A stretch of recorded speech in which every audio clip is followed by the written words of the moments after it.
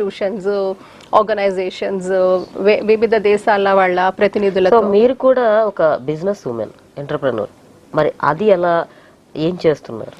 Business అంటే అది నా బ్రెడ్ అండ్ బటర్. సో మరి నేను చేయాలనుకున్న ఎన్నో కార్యక్రమాలకి మరి దానికి మనం ఫైనాన్షియల్ ఫండింగ్ కూడా ఉండాలి కాబట్టి, సో నేను చదువుకున్న చదువు, నా ఎక్స్పీరియన్స్, నాకు వచ్చిన అవకాశాలు సో అందులో వచ్చింది స్ట్రేట్ అవే 60%, 70% నేను నా ఎన్జిఓకి ఫండ్ చేసుకుంటాను. నేను నా కార్యక్రమాలకు నేనే ఫండ్ చేసుకుంటాను. సో మోస్ట్లీ అది ఒక happiness, it's a passion. So కాబట్టి ఐఎమ్ ఇన్ టు ట్రేడింగ్ అండి. నేను యుఏలో కూడా వర్క్ చేశాను.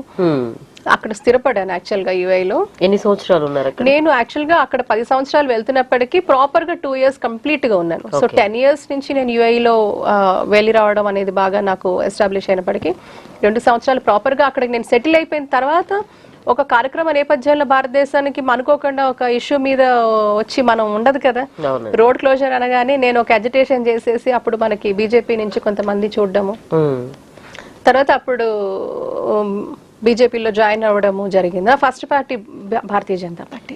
స్టార్టింగ్ నుంచి మీరు బీజేపీలోనే ఉన్నారు? స్టార్టింగ్ నుంచి. ఎన్ని ఇయర్స్ నుంచి? 10 సంవత్సరాలు. 10 years నుంచి నాది ఓన్లీ ఒకటే పార్టీ, నాది భారతీయ జనతా పార్టీ.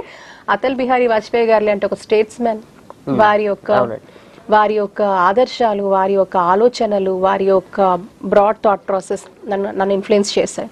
మరి మీ లక్ష్యం? పనిచేయాలండి, సుస్థిరమైన ప్రజాపాలన ఇవ్వాలి.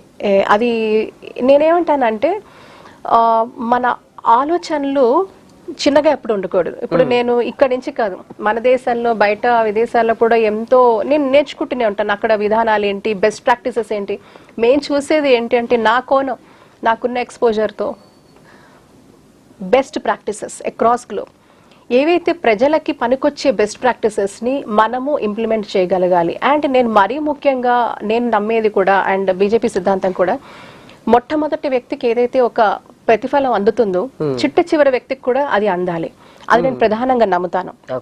అండ్ మరీ ముఖ్యంగా అబ్దుల్ కలాం గారు లాంటి ఒక విజనరీ ప్రెజెన్స్ లో కూడా నేను కలవడము, వాళ్ళ కాన్సెప్ట్స్ తో కూడా నేను అనుకూలంగా పనిచేయడము నా పూర్వజన్మ సుకృతంగా నేను భావిస్తాను. నిజమే.